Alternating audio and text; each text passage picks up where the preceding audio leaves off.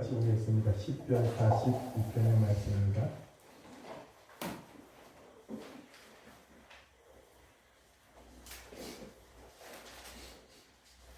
우리 한 장이 42장 전체를 다 같이 읽겠습니다. 읽는 것으로만도 하나님께서 은혜 줄 줄 믿습니다. 같이 읽겠습니다. 하나님이여 사슴이 영혼을 찾기에 갈급함 같이 내 영혼이 주를 찾기에 갈급하나이다. 내 영혼이 하나님 곧 살아계시는 하나님을 갈망하니 내가 뛰어나가서 하나님의 얼굴을 배울까. 사람들이 소리지하는 말이 내 하나님 하나님을 하오니 내 눈물이 주야되 내 음식이 되었구나. 내가 전에 승리를 지키는 무리와 동행하여 기쁨과 감사의 소리를 내며 그들을 하나님의 집으로 인도하였더니 이제 이 일을 기억하고 내 마음이 상하노라. 내가 너를 어찌하여 낙심하며 어찌하여 내 속에서 불안해하는가. 너는 하나님의 생각을 보아 그가 나타난 도우심으로 말미암아 내가 여전히 찬송하노라. 내 하나님이여 내 영혼이 내 속에서 낙심되므로 내가 이방 땅과 때로운 산과 절산산에서 주를 기억하나이다. 주의 폭포 소리에 깊은 바다가 서로 부르며 주의 모든 파도와 물결이 나를 휩쓸었나이다. 낮에는 여호와께서 의인 자식을 베푸시고 밤에는 그 찬송이 내게 있어 생명의 하나님께 기도하리로다. 내 반석이신 하나님의 만물을 어찌하여 나를 잃으셨나이까. 내가 어찌하여 원수의 앞뒤로 말미암아 슬프게 다니게 하나니까. 할로다.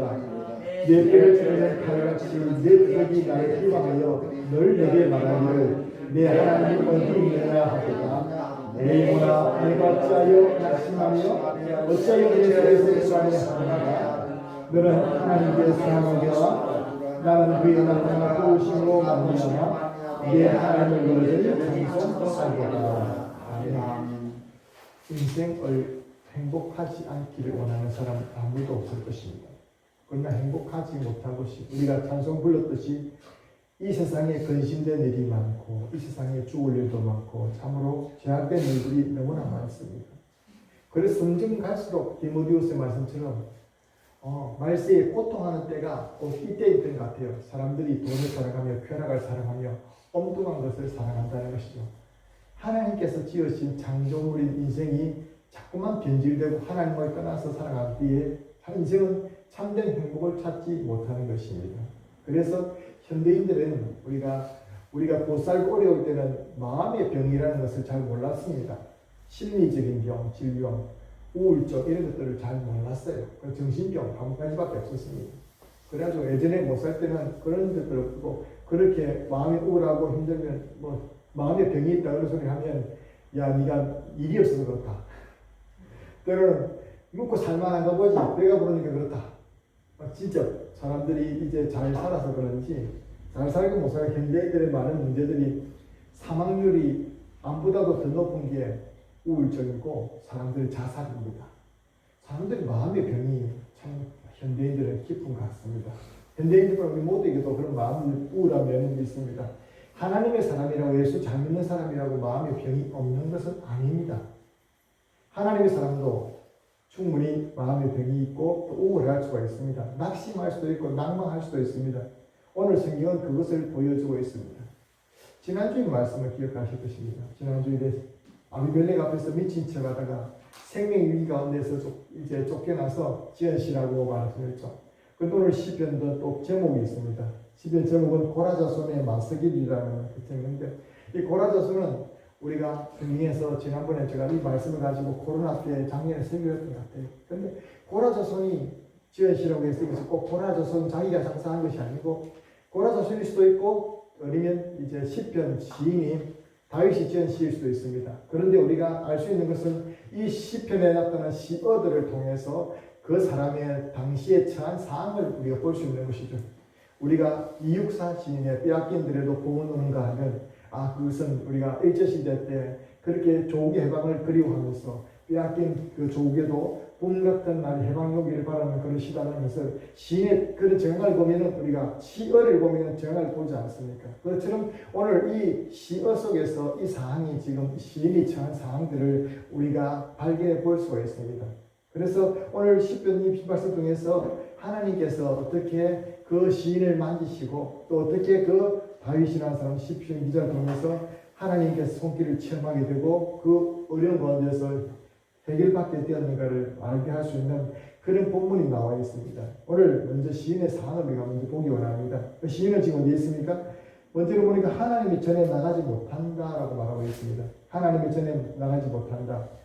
지난번 코로나 때 교회 나가지 못할 때 사람들은 처음에 이렇게 말했습니다. 아, 교회 나가지 못하면 어떻게 하나, 예배도 못 드리고 정말 그렇게 하고 했는데 이제 코로나가 또 조금 풀려서 교회 나올 수 있으니까 너무나 기뻐했습니다. 어르신들이 제일 먼저 기뻐하고 교회 나오는 걸 좋아하고 그런데 이게 또 다시 또 강화되고 이렇게 하면서 이제 1년이 지나고 2년째가 접어들었습니다. 포스트 코로나 시대를 얘기하는 많은 미디어학자들은 이 코로나가 1년, 2년 차가 지나고 3년 차가 따고 나면 성도들의 기독교 신앙이 많이 와해될 것이라고 말합니다. 과거에 대한 그리움들을 잊어버린다는 것이죠. 성전 예배의 그런 왕성한 웅장함, 그리고 또 그곳에서 나타나서 그 장소에서 그 가졌던 그런 하나님의 위엄과 예배의 그 참여함으로 그 성도들과 많은 성도들 가운데서 느꼈던 하나님의 임재하신 것을 못 느끼는 게 아무도 못 느끼고 시편 기자는 포로된 상황에 와 있을 수도 있고 다윗처럼 도망다니는 상황에 있는데 교회에 못 나가고 하나님께 전에 못 나가니까 지금 그 마음속에 사슴이 신념을 찾기에 갈급함같이 갈급함이 있다고 말하고 있습니다. 지금 시인은 하나님을 찾기에 갈급해하고 그렇지만 하나님의 응답이 없다고 말했습니다. 그래서 구절 말씀에 나를 잊으셨나이까 내가 어찌하여 원수의 앞지르며 슬프게 다니게 하시나이까 지금 한 군데 머물러 것이 아니라 계속해서 쫓겨다니면서 나를 이 하나님이 생각하지 않은 것처럼 느껴져 있다는 것입니다. 꼭 이런 우리들의 삶 같지 않습니까? 하나님께서 왜 이리 오랫동안 우리 나를 고통스럽게 놨습니까?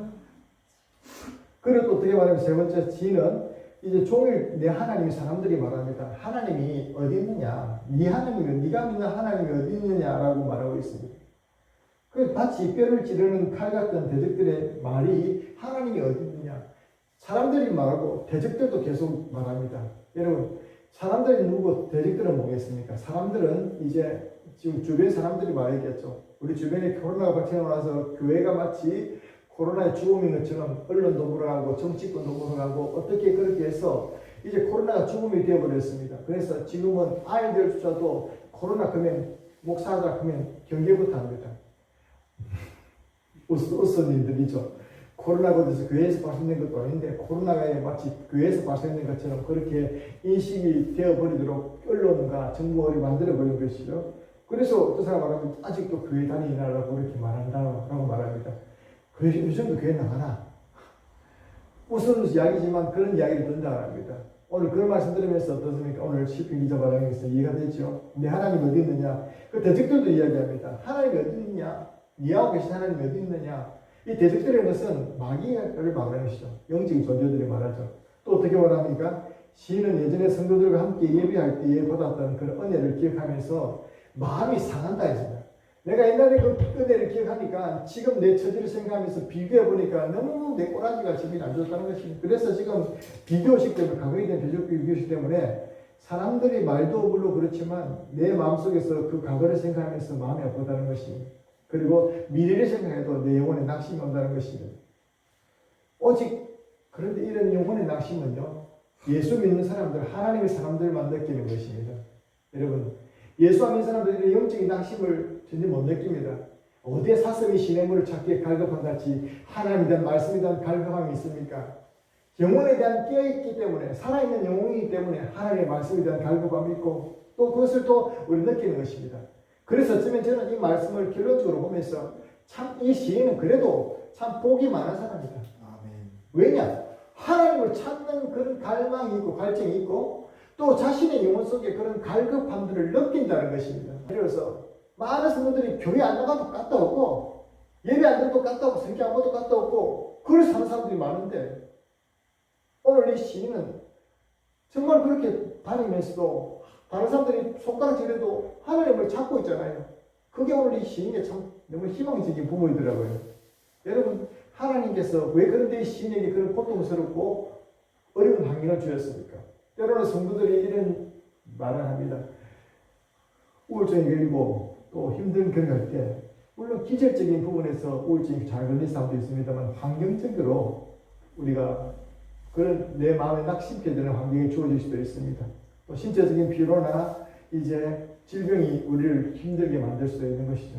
또 어떤 부분에서는 심리적인 요인이죠. 마음에서 비교의식이라든지.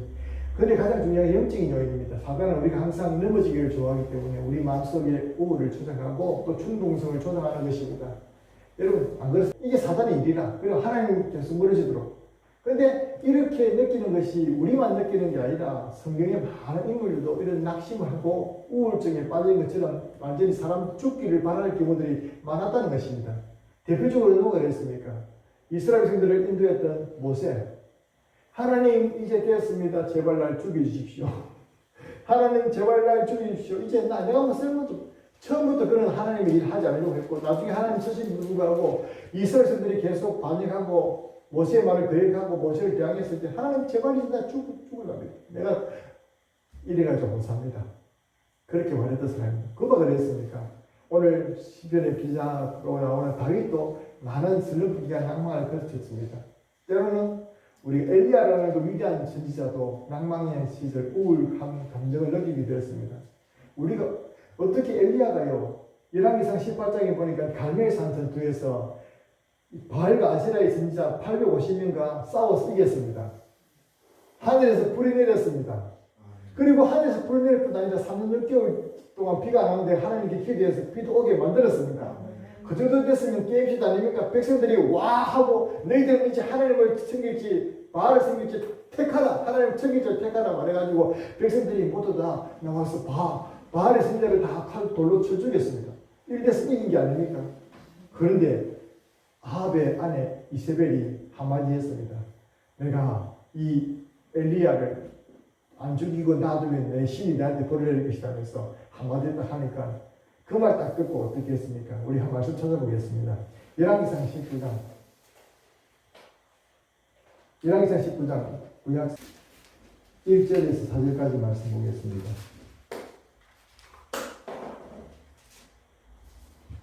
같이 시작. 아합이 엘리야가 행한 모든 일과 그가 어떻게 모든 선지자들을 칼로 죽이는 길을 이세벨에게 말하니 이세벨이 자신을 엘리야에게 보내어 이르되 내가 내 이맘에는 반드시 내 생명을 저 사람들 중 한 사람의 생명과 같게 하리라. 그렇지 아니하면 신들이 내게 볼 위에 볼을 내리니 마땅하니라 하니라. 그가 이 형편을 보고 일어나 자기의 생명을 위해 도망하여 유다에 속한 브엘세바에 이르러 자기의 사람을 그곳에 머물게 하고 자기 자신을 광야로 들어가 하룻길쯤 가서 한 돌견 나무 아래에 앉아서 자기가 죽기를 전하여 이르되 여호와여 노력하노니 지금 내 생명을 거두시옵소서. 나는 내 생명보다 낫지 못합니다 하고. 할렐루야. 하나님 말씀 보니까 이 엘리야도 그렇게 크게 하나님께 기적을 행하고 놀라운 일들을 행하는데 불구하고 사람 한마디에, 말 한마디에 그냥 무서워서 달아나는 그런 미약한 부분을 우리에게 성경은 가감없이 보여주고 있습니다. 이게 우리 인생의 실상이라는 것이죠. 목사라도, 아무리 위대한 목사라도 그도 인생이라는 것입니다. 아무리 능력을 행하는 그 사람도 인생이라는 것입니다. 인생은 연약하고 할 수 없고 그 하나님의 사람일지라도 그런 연약함이 있다는 것입니다. 철저히 하나님 보여주고 있죠. 그래서 그도 우울에 빠져가지고 죽기를 바라면서 로뎀 나무 아래에 누웠거든요. 사실은 이 먼 길이 엄청난 먼 길이라고 합니다. 그 먼 길을 도망을 해서 그렇게 갔다는 것이죠. 낙담하고 영적 우울증에 빠졌습니다. 여러분, 그런데 중요한 게 있습니다. 하나님께서는 이 고난과 어려움을 하나님께서는 결코 그저 모르시는 분이 아니라는 것입니다. 따라서 하나님은 우리의 모든 것을 다 아십니다. 하나님께서 다 아신다는 것은 무엇을 뜻할까요? 하나님께서 지금 다 아신다는 것은 하나님의 통치권 아래, 하나님의 관 아래, 주권 아래 다 있다는 것을 우리는 믿어야 될 줄로 믿습니다. 하나님께서는 우리 어려움과 고통을 다 아신다는 것입니다. 오늘 시인이 발견한 게 뭡니까? 하나님, 내가 이렇게 힘들고 내가 어렵습니다. 내가 마음도 심령도 끼어지고 어렵습니다. 그런데 내가 뭐 잘한 게 있습니까? 그게 잘한 게 뭡니까? 하나님에 대한 갈급함을 가지고 하나님께 나아갔다는 것이죠.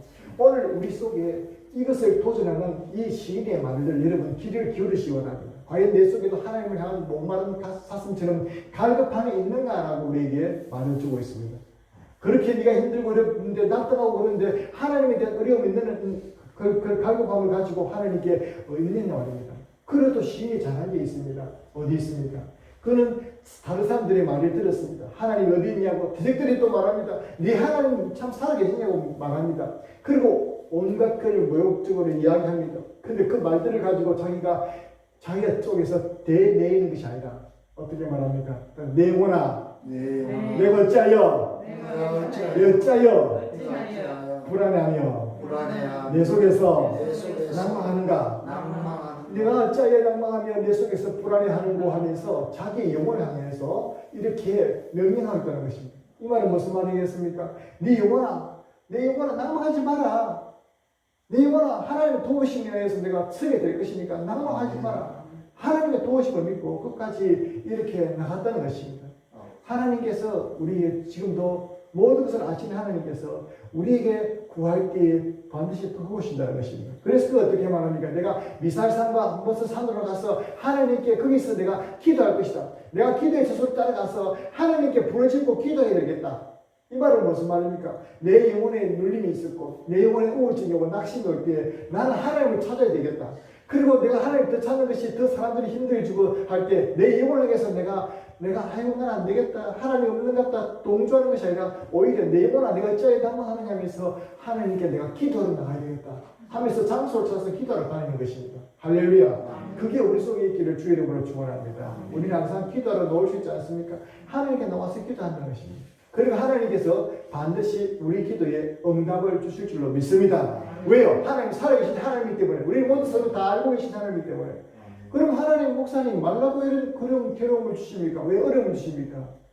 하나님께서는 우리 어려움 주는 것은 우리를 단련하기 위해서, 연단하기 위해서, 우리의 마음을 아시기 위해서, 우리에게 복 주시기 위해서 우리에게 하나님께서 시험을 주시는 줄로 믿습니다. 그렇습니다. 오늘 이 시편 기사도 그것을 깨닫고 그것을 하나님 더 갈급해함으로 나중에 하나님 더 찬송할 수 있다라고 말하면 모든 것을 아십니다. 하나님은 기다리고 계십니다.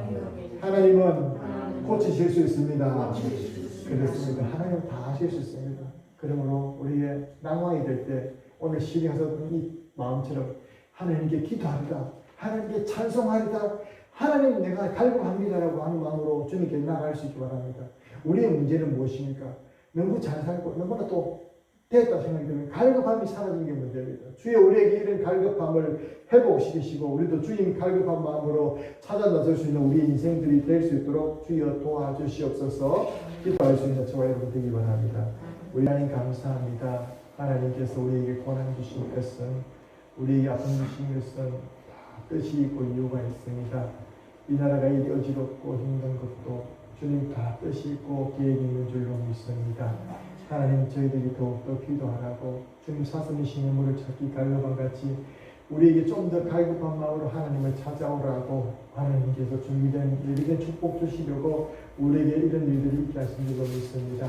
하나님 일제시대가 끝난 것은 히로시마 폭탄이 끝냈고 6.25 끝난 것은 주님 정말 유엔 참전 용사를 통해서 그렇게 하나님의 역사로도 이 남한이 한 남한들처럼 주님 이런 어려운 때에도 주님이 역사하신 걸 살아계신 걸 믿습니다. 또 개인적으로도 성도님들 가운데 이런 어려움과 고난에 닥칠 때 우리가 결코 낭망치 말고 더욱더 주님을 갈급한 마음 찾았던 이 시인처럼 우리에게 정말 사슴이 먹은 같은 그런 갈급함을 주옵시고 하나님께 기도하러 나갔던 그 시인처럼 또 기도하러 가게 하시고 찬송하게 되시고 주님께 부르짖어서 응답받아서 하나님 응답받아 주님의 은혜를 체험할 수 있는 우리 모든 성도들이 될 수 있도록 또 우리 대한민국이 될 수 있도록 축복하여 주시옵소서. 감사드리옵고 우리 주 예수님 이름으로 기도합니다. 아멘.